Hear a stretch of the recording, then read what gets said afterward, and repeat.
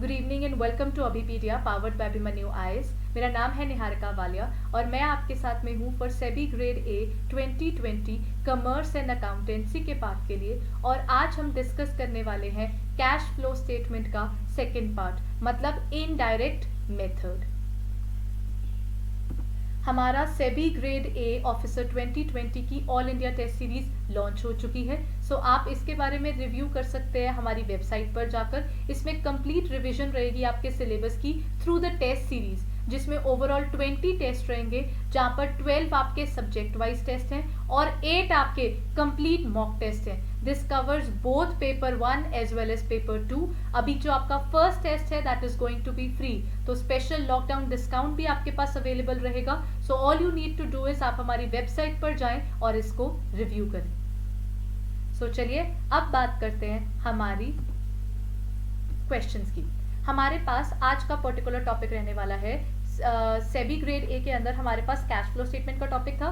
Cash flow के अंदर मैंने लास्ट क्लास में डिस्कस किया था इनडायरेक्ट मेथड से पहले, मतलब हमने किया था डायरेक्ट मेथड का डिस्कशन।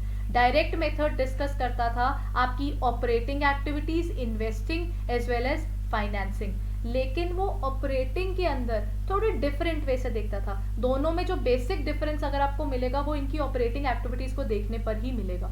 इनडायरेक्ट मेथड आपका किस चीज के बारे में बात करता है? ये वाला मेथड सेबी भी इस्तेमाल करती है। मतलब जो डायरेक्ट मेथड है that is not something which is use. In fact काफी जगहों पर डायरेक्ट मेथड को पेपर्स के लिए देते भी नहीं है। वो कहते हैं कि जो आपका इनडायरेक्ट मेथड है आपको उसी का इस्तेमाल करना है। तो वो वहां पर क्या करते हैं, इस पर्टिकुलर मेथड के अंदर डायरेक्ट मेथड से अलग चलता है। उसमें हम सेल, परचेज और उन सब चीजों को रिव्यू करते थे।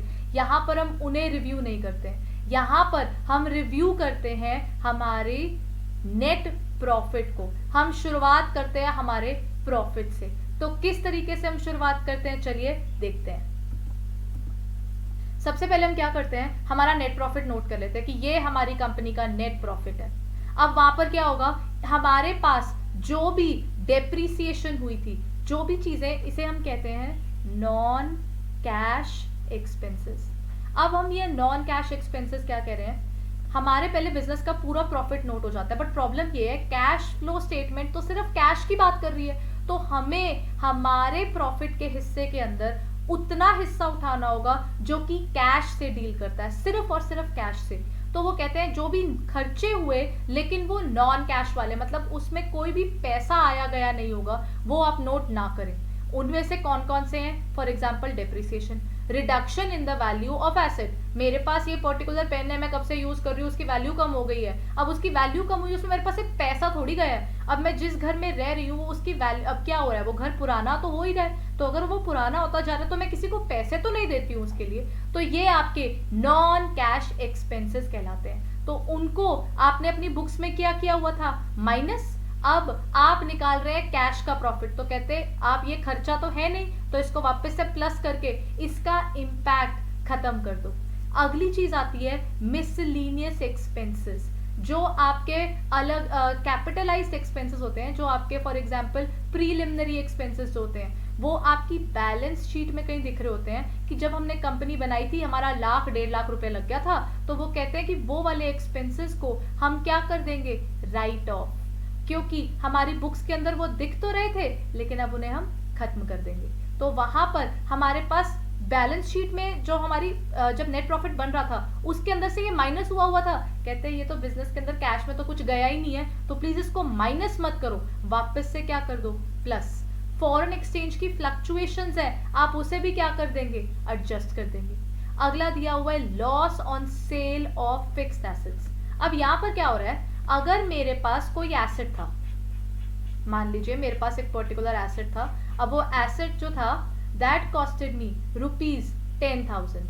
अब वो 10,000 की चीज अब मैंने 12,000 की बेच दी है। 10,000 की चीज अगर 12,000 की बेच दी है तो मेरे पास यहाँ पर क्या हो रहा है, प्रॉफिट कितने का, 2,000 रुपए का। लेकिन आप मुझे बात बताइए, मैं तो कैश फ्लो स्टेटमेंट की बात कर रही हूँ, कैश फ्लो स्टेटमेंट मुझे क्या बोलेगा, वो कहता है मुझे क्या करना कि 10,000 की चीज थी कि 12,000 की, आप ये बताओ पैसे कितने आए। अगर 10,000 की चीज आपने 12,000 की बेची है तो आपके पास वहां पर क्या हो रहा है, प्रॉफिट। और अब मैं दूसरी तरफ एक और चीज बताती हूँ, this is your cost price and this is your selling price. अगर 10,000 की चीज मैंने 8,000 की बेची है, this is the selling price, तो मेरे पास क्या हुआ, लॉस हो गया यहाँ। आइडेंटिकल सिचुएशन, बस एक जगह प्रॉफिट है एक जगह लॉस है। अगर आपने मुझसे गुड्स खरीदे, गुड्स नहीं, हम बात कर रहे हैं यहाँ पर इन्वेस्टमेंट्स की, बेटर रहता है क्योंकि हम लोग उसी चीज के बारे में बात कर रहे हैं, फिक्स्ड एसेट्स की। एक पर्टिकुलर टेबल था, आपने मुझसे वो टेबल बाय किया, मैंने वो खरीदा 10,000 का था, लेकिन जब मैंने आपको बेचा तो 8,000 का बेचा, तो मैं कैश फ्लो के अंदर क्या कहूंगी, क्या मेरे पास कैश आया है या कैश गया है? मेरे पास उस केस में कैश आया है, और कितना आया है, 8,000 रुपए ही आए हैं, मेरे पास 10,000 नहीं आए। तो इसका मतलब ये 2,000 रुपए जो बुक्स में नोट कर रखे हैं वो तो इररेलेवेंट है, इनको नोट करके तो मेरी प्रॉब्लम बढ़ रही है, मुझे सिर्फ 8,000 रुपए देखने थे, बाकी कहानी का मैं क्या करूं, इट इज इररेलेवेंट, क्योंकि मैं कैश के इनफ्लो और कैश के आउटफ्लो को देख रही हूं। तो ये 2,000 रुपए को हम क्या करेंगे, हमारी बुक्स के अंदर से एड बैक कर देंगे, जो कि पहले क्या हुए थे, माइनस। और अगर प्रॉफिट हुआ था तो मुझे क्या करना है, 2,000 का प्रॉफिट हो रहा है, 2,000 का लॉस, मेरे को ये पता है मेरी जेब में 12,000 रुपए आए हैं, तो अगर 12,000 रुपए आए हैं तो ये जो प्रॉफिट तुमने नोट किया हुआ है, ये प्रॉफिट आप इसमें नहीं इंक्लूड करेंगे, क्योंकि हमने 12,000 लिख दिया, तो ये जो प्रॉफिट आपका प्लस हुआ था, आप उस प्लस की चीज को यहां पर कर देंगे माइनस। वैसे ही अगर मेरे को मेरे बिजनेस के बाहर से, मान लीजिए मैंने कोई लोन लिया था, लोन के लिए मैं पैसा चुकता कर रही हूँ, तो वो पैसे जो मैं दे रही हूँ वो मेरा क्या होता है, एक्सपेंस होता है, वो मैंने माइनस किया होगा अपनी बुक्स के अंदर कि मेरा खर्चा है। अगर वो पैसे आ रहे हैं तो मैं उसे क्या कर दूंगी, मैं उसे प्लस कर दूंगी अब, क्योंकि मेरे को जो भी बुक्स के अंदर एक्सपेंसेस माइनस किए हुए दिखेंगे, जिसका मुझे इम्पैक्ट खत्म करना होगा, उसे मैं प्लस कर दूंगी। और जो भी डिविडेंड और बाकी सब चीजें जो मुझे बाहर से पैसा आया है, जो मैंने बुक्स में प्लस किया हुआ है, मैं उसे कर दूंगी माइनस, ताकि ये वाली चीजों का इम्पैक्ट ही खत्म हो जाए और मुझे मिल जाए मेरा प्योर कैश का प्रॉफिट। तो यहां से निकलता है मेरा नॉर्मल ऑपरेटिंग प्रॉफिट, कि मेरे बिजनेस से मैंने कितना पैसा कमाया है, फिक्स्ड एसेट बेचकर, डिविडेंड से, इंटरेस्ट से, that is irrelevant for me. तो यहाँ पर हम वो चीज नहीं करेंगे। तो सबसे पहले हम खत्म करेंगे अपने बाहर वाले, जो बाहर से आने जाने वाला पैसा, उसे खत्म करके सिर्फ ऑपरेटिंग एक्टिविटी वाला नोट करेंगे। फिर हमारे पास क्या होगा, हम क्या करेंगे, हम नोट करेंगे working capital changes. Working capital में दो चीजें आती हैं, एक आता है करंट एसेट्स, एक आती है करंट लाइबिलिटीज। करंट एसेट्स वो एसेट्स होते हैं जिनकी लाइफ 1 ईयर की होती है, और करंट लाइबिलिटीज की भी 1 ईयर की होती है। इसका मतलब वो एसेट्स जिनके केस के अंदर हमारे पास जो पेमेंट्स रिसीव होनी है या उस एसेट ने मैच्योर होना है, वो मैच्योरिंग का लाइफ इज अराउंड 1 ईयर, 1 साल के अंदर पैसा आ जाएगा। डेटर है, डेटर ने मुझे 3 महीने से ऊपर, मैंने उसको टाइम नहीं देना, 3 महीने के अंदर मुझे उससे पैसे आ जाएंगे, तो वो करंट एसेट है। और करंट लाइबिलिटीज में क्या हो जाएगा, अगर मैंने अपने क्रेडिटर को पैसे पे ऑफ करने हैं तो वो मेरी करंट लाइबिलिटी है। अब यहाँ पर क्या होता है, वो कहते हैं कि मेरा एक डेटर था, अब उस डेटर से मुझे 12,000 रुपए आने थे और अब रह गए हैं 6,000। पिछले साल 2019 में 12,000 आने थे और 2020 में 6,000 आने हैं। इसका मतलब क्या हुआ, इसका मतलब ये हुआ 12,000 देने थे, आज 6,000 रह गए, मतलब उसने मुझे बीच के पैसे दे नहीं दिए होंगे। पहले आपने मुझे 20,000 रुपीज देने थे, अब आपने मुझे 20 नहीं देने, आपने मुझे 10 देने हैं, तो इसका मतलब बीच के पैसे आपने दे दिए होंगे, तभी ऐसा हुआ होगा। तो this is a silent assumption that we make. तो वो कहते हैं अगर कुछ नीचे नहीं लिखा तो हम मानेंगे कि उसका पर्टिकुलर पैसा आ गया है, और अगर पैसा आया है तो हम उसे क्या कर देंगे, प्लस। कैश फ्लो स्टेटमेंट का सिंपल एक रूल है, पैसा आ रहा है तो प्लस करो, पैसा जा रहा है तो माइनस कर दो। तो इस केस में हमें क्या करना होगा, प्लस करना होगा। अगर मेरा क्रेडिटर था, क्रेडिटर से मैंने पहले लिए हुए थे 20,000 और आज मैंने लिए हुए हैं 40,000, इसका मतलब मैंने अपने क्रेडिटर से पैसे और लिए या फिर उसको पैसे दिए वापस। पिछले साल 20,000 ही देने थे, इस साल मैंने और देने हैं, इसका मतलब मैंने उससे और पैसे ले लिए होंगे, मैंने उधार पर और गुड्स ले लिए उससे, तो वो क्या होगा आपके पास, वो भी होगा प्लस। अब इसका उल्टा क्या हो जाएगा, अगर 19 में 6,000 था और 20 के अंदर मेरे पास क्या हो गया 12, अब यहाँ पर क्या होगा, अब इसका ऑपोजिट करके देखिए, अगर पहले मैंने क्रेडिटर डेटर से 6,000 लेने थे, अब 12,000 लेने, तो मतलब मैंने उसको और पैसे दे दिए कि कोई बात नहीं debtor, you can take your time, मैं और पैसे पकड़ा देता हूँ। इस केस में क्या होगा, वो तो पैसा जा रहा है मेरी जेब से, उसे मैं क्या करूंगी, माइनस। और अगर मैंने मेरे क्रेडिटर को पहले 20,000 रुपए देने थे और आज मैंने सिर्फ 10,000 रुपए देने हैं, दैट मीन्स जो बीच का पैसा है मैंने उसको वो पे कर दिया है। अगर मैंने उसको पैसे पे कर दिए हैं तो वो क्या होगा, माइनस। तो इस तरीके से हमें मिलता है हमारा working capital changes. Current assets की जो डिक्रीज है वो होगा आपका plus, increase of current liabilities होगा माइनस। इनमें से कोई एक चीज याद रखेगा, दूसरा उसका ऑपोजिट है। अगर करंट एसेट कम हो रहा है तो वो डिक्रीज माना जाएगा, तो इसका ऑपोजिट क्या हो जाएगा, इंक्रीज, वो क्या होगा, माइनस। इन शॉर्ट आपको एक क्रक्स याद रखना है कि एसेट्स और लायबिलिटीज के अंदर अगर इनफ्लो ऑफ कैश है, क्वेश्चन आपको बता देगा अगर डेटर आपका बढ़ रहा है तो इसका मतलब मैंने उसको और पैसे दिए हैं, और पैसे देना मतलब मेरे पास से पैसा गया है, तो उसको माइनस कर दो। सिर्फ इस चीज का ध्यान रखना है आपको कि पैसा आ रहा है या जा रहा है। ये बाकी सारा जो आपका पास पूरा फॉर्मेट आता है, it's just something that can be decoded just by understanding the fact कि आपके पास कैश आ रहा है तो प्लस कर दो, कैश जा रहा है तो माइनस कर दो। यहाँ पर हमने वही किया। अब इसके बाद हम निकालते हैं ऑपरेटिंग एक्टिविटीज, हमारी पूरी खत्म हो गई, करंट एसेट्स करंट लायबिलिटीज सब नोट कर लिया, other than cash, cash and cash equivalence.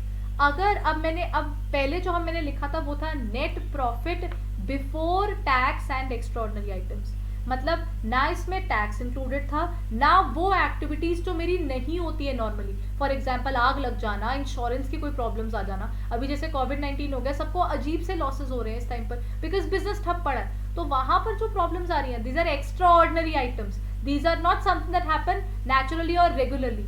तो यहाँ पर हमारे पास क्या होगा कि ये वाली चीजें जो है वो हमारे पास बाद में क्या होंगी, अगर तो इनसे पैसा आ रहा है, इंश्योरेंस क्लेम आ रही है, तो वो मेरे पास प्लस हो जाएगा कि लो हमारे पास पैसा आ रहा है, और अगर पैसा जा रहा होगा तो क्या हो जाएगा, माइनस। इसी तरीके से जब हम इनकम टैक्स को पे करते हैं तो वो भी तो हमारा पैसा गया है, और ऑपरेटिंग के अंडर क्यों आया, क्योंकि हमको टैक्स पे करना पड़ता है, क्योंकि हमने अपने बिजनेस से पैसा कमाया और जो पैसा कमाया उसी के ऊपर हमने टैक्स देना है। तो यहाँ पर आएगा आपके पास लेस इनकम टैक्स पेड। तो यहाँ पर हमारे पास निकलता है net cash flow from operations, मतलब हमारे बिजनेस का काम करके जो हमारे पास पैसा आता है।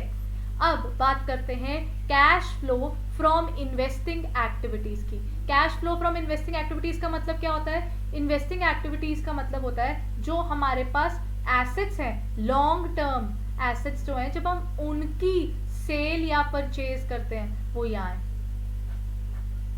मतलब अगर मैंने कोई एसेट बेचा, अगर मान लीजिए मैंने आपको वो टेबल बेचा, तो टेबल बेचने पर मेरे पास क्या आ रहा है, पैसा आ रहा है, तो सेल होगी ना जब भी किसी एसेट की, तो आप उसको प्लस करना। और अगर एक सिंपल सा चिप्स का पैकेट भी खरीदा है मेरे पास से, तो कैश गया है, तो उसे हम क्या कर देते हैं, माइनस। तो यहाँ पर हम लॉन्ग टर्म एसेट्स को क्या कर देते हैं, minus. Purchase of fixed assets क्या होता है हमारे पास, प्लस की माइनस, मैंने फिक्स्ड एसेट को परचेज किया है, वो क्या होगा, minus. Sale of fixed assets, ये क्या होगा, प्लस, क्योंकि पैसा आएगा।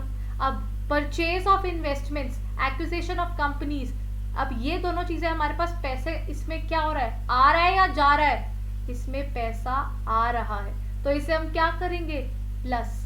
सेल ऑफ इन्वेस्टमेंट, मैंने इन्वेस्टमेंट बेची है, तो मेरे पास क्या होगा, पैसा यहाँ पर आ रहा है।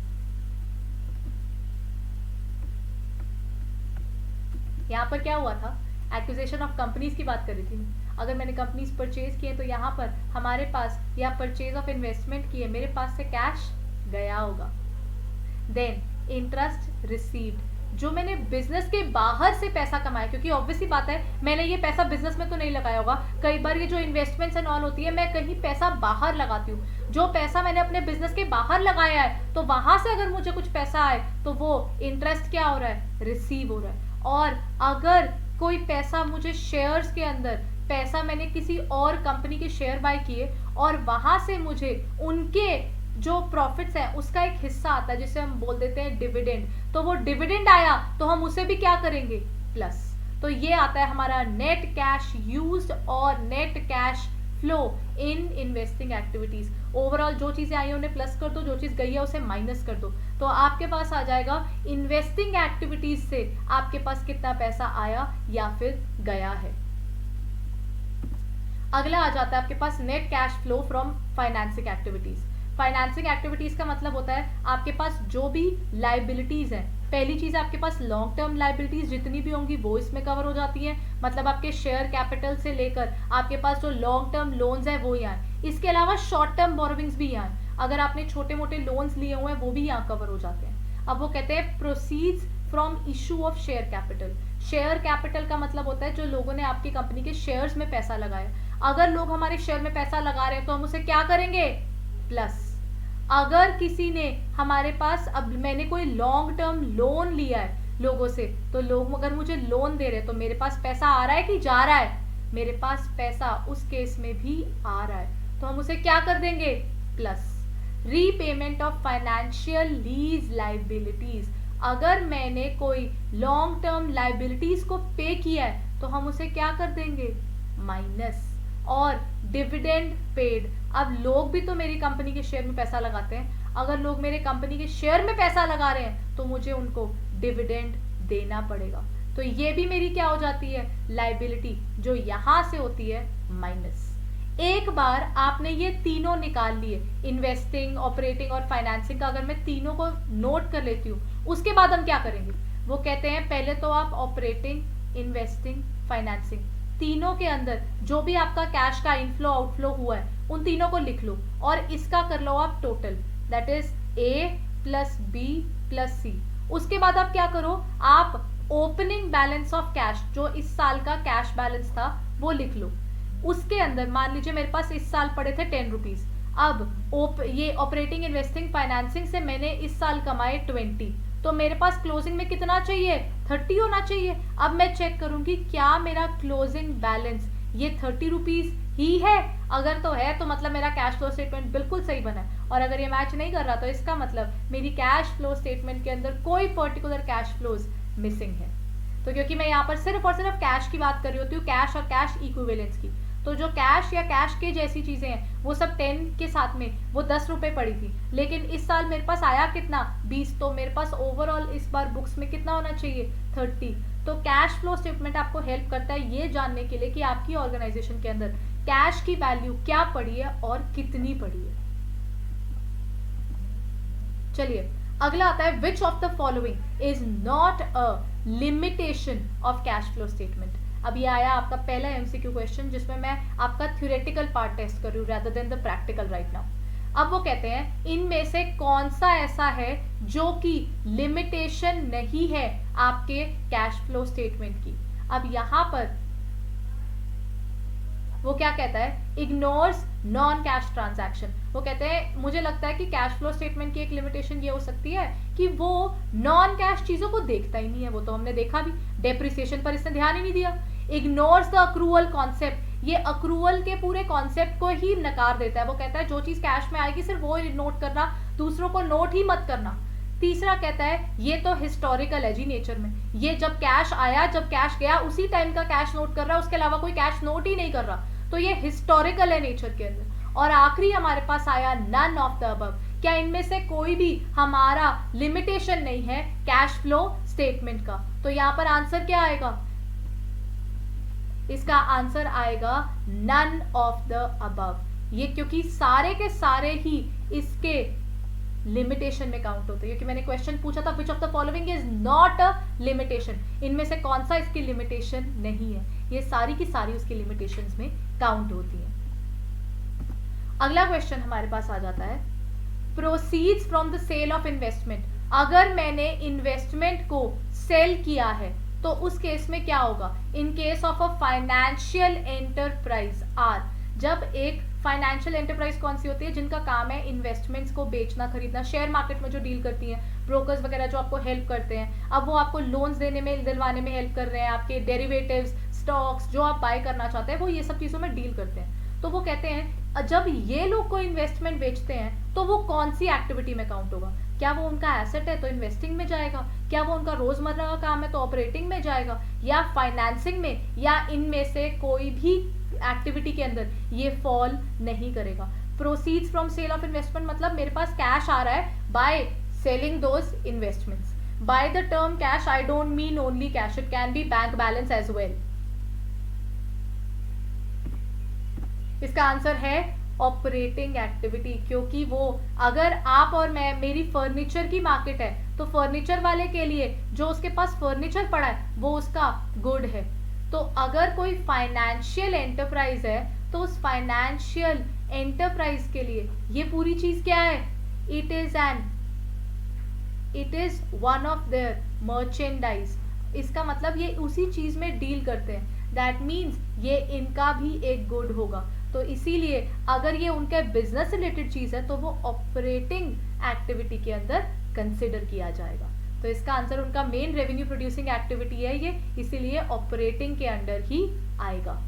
अगला हमारे पास आ जाता है परचेज ऑफ गुडविल. गुडविल का मतलब होता है जब हम कोई हमारी कोई पर्टिकुलर ऑर्गेनाइजेशन है, उसकी मार्केट में बहुत ज़्यादा रेपुटेशन है, मैंने उनकी गुडविल परचेज कर ली, मैंने उनका नाम अपने पास रख लिया और उसकी गुडविल को मैं इन कैश कर रही हूँ. तो वहां पर वो किस में काउंट करवाऊं? क्या वो मेरी इन्वेस्टिंग एक्टिविटी में आउटफ्लो है, क्या वो इन्वेस्टिंग में इनफ्लो है, क्या वो फाइनेंसिंग का आउटफ्लो है या फिर फाइनेंसिंग एक्टिविटी का इनफ्लो है? अगर आज की क्लास देख रहे हैं तो आई थिंक आपको पिछली वाली क्लास साथ में रिव्यू करनी चाहिए जिसके अंदर मैंने ऑपरेटिंग, इन्वेस्टिंग और फाइनेंसिंग का बेस भी समझाया हुआ है. तो 2 क्लासेस के साथ वो आपको और क्लैरिटी दे देता है कि एग्जैक्टली ऑपरेटिंग, इन्वेस्टिंग और फाइनेंसिंग डील किस चीज से करते हैं. तो यहाँ पर देखिए कैश फ्लो फ्रॉम इन्वेस्टिंग के अंदर हमारे पास क्या हो रहा है, आउटफ्लो आ रहा है या फिर इनफ्लो आ रहा है. परचेज ऑफ गुडविल जो है वहां पर अगर मैंने गुडविल को परचेज किया है तो मेरे पास तो पैसा आ रहा है कि जा रहा है. पहली बात पहला है कि वो पैसा जा रहा है, तो मतलब या तो ये वाला आउटफ्लो है या फिर ये वाला आउटफ्लो है. तो ये वाला आंसर और ये वाला आंसर तो आपको ऑलरेडी डिडक्ट हो गया. अब जो बचे हैं वो कौन सा है कि या तो वो कैश फ्लो का फ्रॉम इन्वेस्टिंग एक्टिविटीज है या फिर कैश फ्लो फ्रॉम फाइनेंसिंग. अगर मैंने किसी के एसेट में कोई इन्वेस्टमेंट करी है तो वो क्या होगी, इन्वेस्टिंग होगी. फाइनेंसिंग तो लाइबिलिटीज से डील करता है. तो यहाँ पर आपका आएगा परचेज ऑफ गुडविल आपके लिए एक एसेट है जिसके कारण आपका कैश का आउटफ्लो हो रहा है, तो ये आपका एक इन्वेस्टिंग एक्टिविटी है जिसके कारण आपका आउटफ्लो ऑफ कैश है, क्योंकि चीज आई और पैसा चला गया. अगला question, refund of income tax to be shown as. जो आपके पास इनकम टैक्स, जो नेट प्रॉफिट बिफोर टैक्स था उसमें से आपने नीचे कहीं पर टैक्स माइनस किया था, ये वाली चीजें तो आपको याद होंगी. अब वो कहते हैं अगर रिफंड आया टैक्स का तो कौन सी एक्टिविटी में डालोगे? क्या वो आपकी फाइनेंसिंग एक्टिविटी है, क्या वो आपकी ऑपरेटिंग एक्टिविटी है, क्या वो आपकी इन्वेस्टिंग है या none of the above? Refund of income tax आपके लिए क्या होगा, फाइनेंसिंग, ऑपरेटिंग, इन्वेस्टिंग या फिर नन ऑफ द अबव? पहले तो समझते हैं रिफंड ऑफ इनकम टैक्स क्या है. रिफंड का मतलब होता है मेरे पास जो मैंने इनकम टैक्स ज्यादा पे कर दिया था वो पैसा वापस आ गया है. अगर पैसा वापस आ गया तो वो कहाँ आएगा, फाइनेंसिंग, ऑपरेटिंग, इन्वेस्टिंग या इनमें से कोई भी नहीं.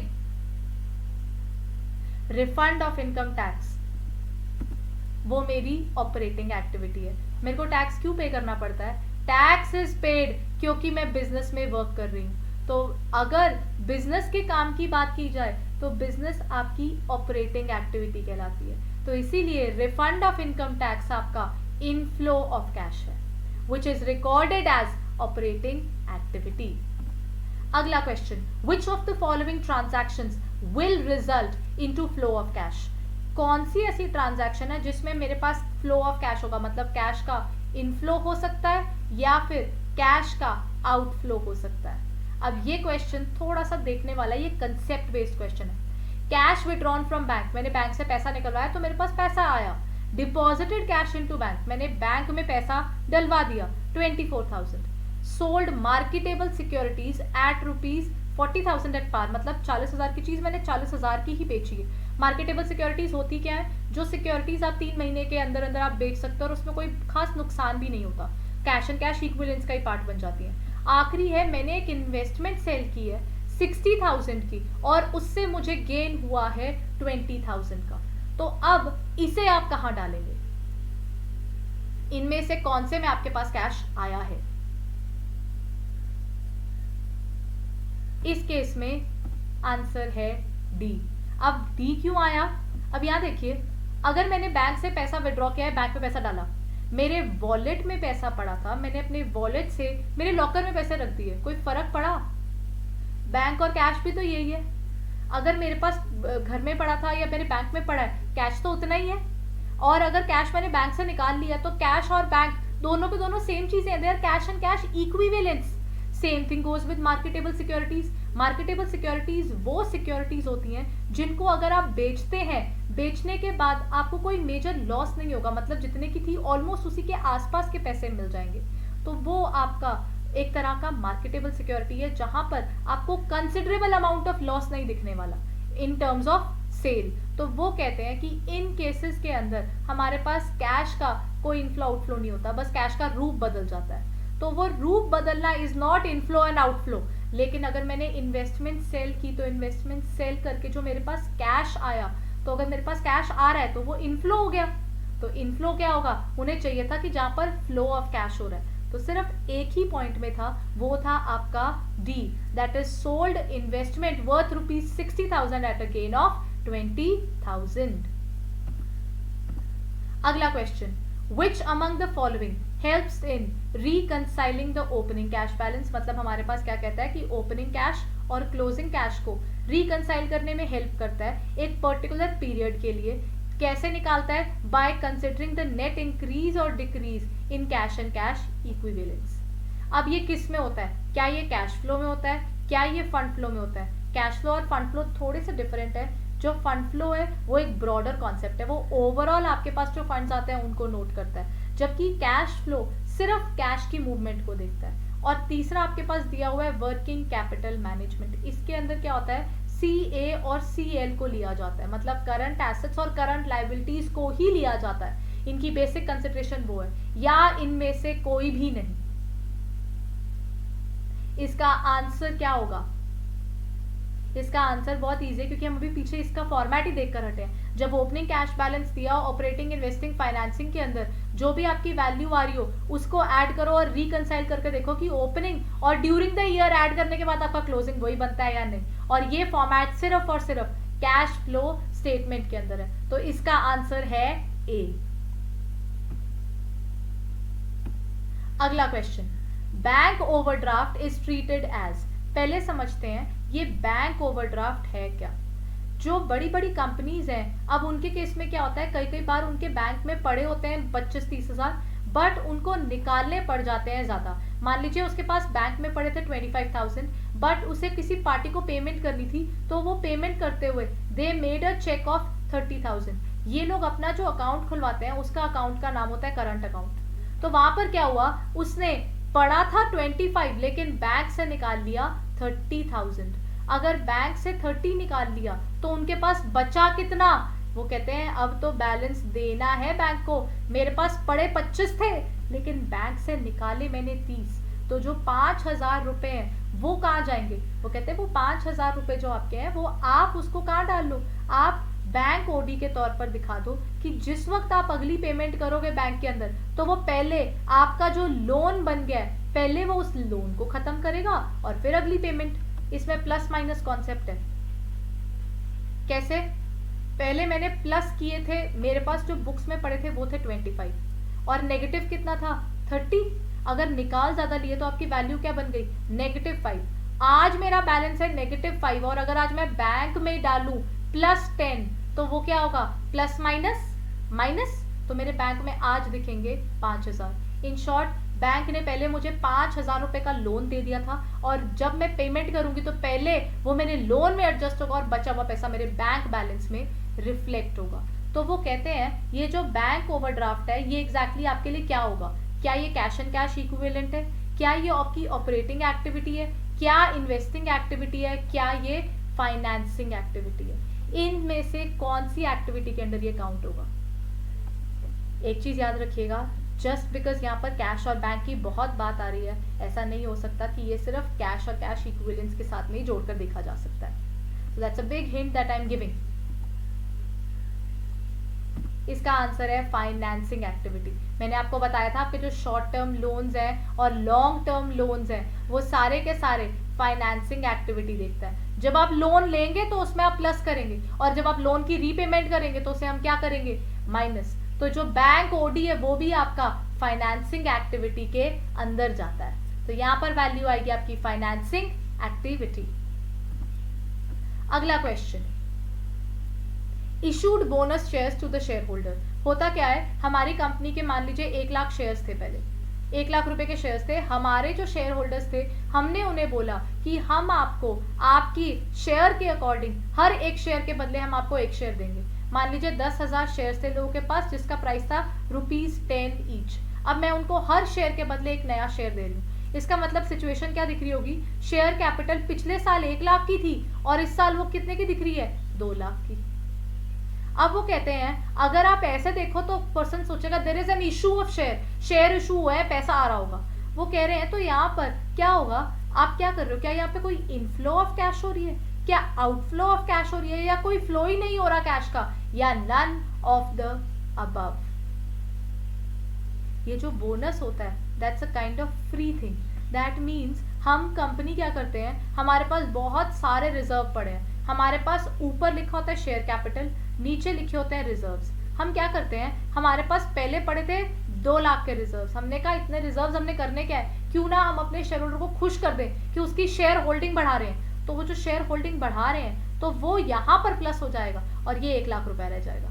तो अगर ये वाली सिचुएशन हो गई तो यहाँ पर कोई कैश की मूवमेंट है, इसमें कोई कैश की मूवमेंट नहीं है, ना कैश आया ना कैश गया। सिर्फ खेल है कि हमने रिजर्व्स में से पैसा निकाला और कैपिटल में वो पैसा डाल दिया। So this is our issued bonus share. It will neither cause inflow of cash nor outflow of cash. Issue of bonus shares जो होता है वो आपके रिजर्व्स के थ्रू होता है, तो इसमें कैश का कोई इस्तेमाल नहीं होता। तो यहाँ का आंसर क्या रहने वाला है, नो फ्लो ऑफ कैश। अगला question, which of the following transactions is not a financing activity? Financing activity आपको ध्यान होनी चाहिए, मतलब आपके लॉन्ग टर्म लोन्स और शॉर्ट टर्म लोन से रिलेटेड नहीं होनी चाहिए। जो आपके डिविडेंड वगैरह है, कैपिटल है, उनसे रिलेटेड नहीं होनी चाहिए। कौन सा हुआ, इशू ऑफ डिबेंचर्स। डिबेंचर्स एक तरह के लोन होते हैं। डिविडेंड पेड जो हम अपने शेयर कैपिटल पर देते हैं। Cell of patents. पेटेंट्स होते हैं जब आप अपनी कोई फॉर्मूलाज को रिस्ट्रिक्ट करवा लेते हैं कि ये तो मेरा ही है। जैसे कोक ने अपनी जो फॉर्मूला है, पेप्सी का जो अपना टेस्ट है, उन्होंने कैसे बता रखा कि ये वाले इंग्रेडिएंट्स इस तरीके से डालोगे तो ये हमारे में ही डल सकते हैं, कोई और इसका इस्तेमाल नहीं कर सकता। आखिरी है इशू ऑफ शेयर कैपिटल। मैंने लोगों को बोला आप कंपनी के अंदर इन्वेस्ट कीजिए, तो उन्होंने शेयर्स दिए, तो उसे हम बोल देते हैं इशू ऑफ शेयर कैपिटल। इनमें से कौन सी एक्टिविटी आपकी फाइनेंसिंग एक्टिविटी नहीं है? इजी सा क्वेश्चन है। सेल ऑफ पेटेंट्स, क्योंकि पेटेंट्स आपके क्या होते हैं, वो आपके एसेट होते हैं। एसेट एक इंटेंजिबल एसेट है, एसेट्स को तो हम इन्वेस्टिंग एक्टिविटी में देखते हैं, यहाँ तो हम उसे रिव्यू ही नहीं करेंगे। तो sale of patents is an investing activity. अगला question, short term deposits in bank. Short term deposits क्या होते हैं, 1 साल से कम के लिए अगर मैं बैंक में कोई पैसा जमा करवा दूं तो उसका हम क्या करेंगे, क्या हम उसे ऑपरेटिंग एक्टिविटी के तौर पर दिखाएंगे, क्या हम उसे इन्वेस्टिंग मानेंगे क्योंकि मैंने पैसा कहीं ना कहीं बैंक में इन्वेस्ट किया हुआ है, क्या हम उसे फाइनेंसिंग मानेंगे, या बोलेंगे नहीं ये कैश और कैश इक्विवेलेंट है। शॉर्ट टर्म डिपॉजिट्स आरडीज हो गई, छोटे छोटे अमाउंट्स तो आप बैंक में जमा करवा देते हैं और उनमें से कोई बहुत मेजर अमाउंट नहीं निकल कर आती ना, आपका बहुत सा पैसा कटता है, बस वो बैंक में पड़ा होता है पैसा, वो आपका क्या कहलाएगा? इसका आंसर है कैश एंड कैश इक्विवेलेंट। हमेशा याद रखिएगा ये जो कैश और कैश इक्विवेलेंट है, इक्विवेलेंट का मतलब है जो कैश की तरह ही यूज हो जाते हैं। मार्केटेबल सिक्योरिटीज आज बेचने जाओ 40,000 की पड़ी थी, वो बिकने पर मुश्किल से उसमें 300-400 रुपए का फर्क भी नहीं पड़ रहा, कोई अमाउंट के अंदर कोई मेजर लॉस या मेजर प्रॉफिट नहीं दिख रहा, तो कहते हैं वो भी तो कैश के जैसा है, खड़े पैर चीज आप बेच सकते हो और उससे आपको पैसे आ जाएंगे।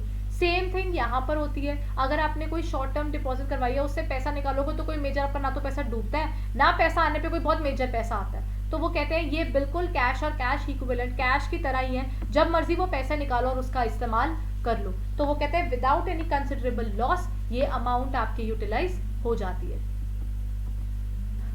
आप हमारे जो टेस्ट सीरीज़ हैं आप उसे रिव्यू कर सकते हैं ऑन आवर वेबसाइट, जहाँ पर आपको इसकी पूरी डिटेल्स मिल जाएंगी। हमारा पहला टेस्ट फ्री है, सो आप उसे अवेल कर सकते हैं। Thank you.